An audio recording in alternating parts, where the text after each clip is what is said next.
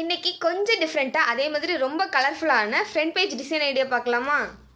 அதுக்கு ஃபஸ்ட்டு ஒரு குட்டி A4 ஷீட்டில் நான் எப்படி வரைஞ்சி கட் பண்ணிக்கிறேனோ அதே மாதிரி நீங்களும் பார்த்து வரைஞ்சி கட் பண்ணி எடுத்துக்கோங்க.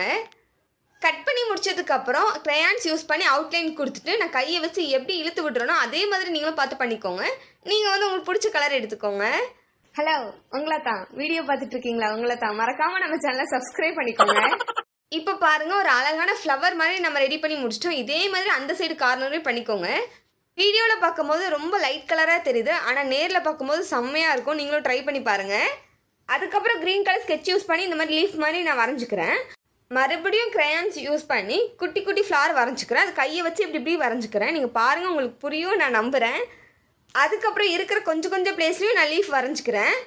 அவ்வளோதான், கொஞ்சம் டிஃப்ரெண்ட்டாக அதே மாதிரி கலர்ஃபுல்லான front page design idea ready பண்ணிட்டோம். எப்படி இருக்குன்னு சொல்லுங்கள். தேங்க்யூ.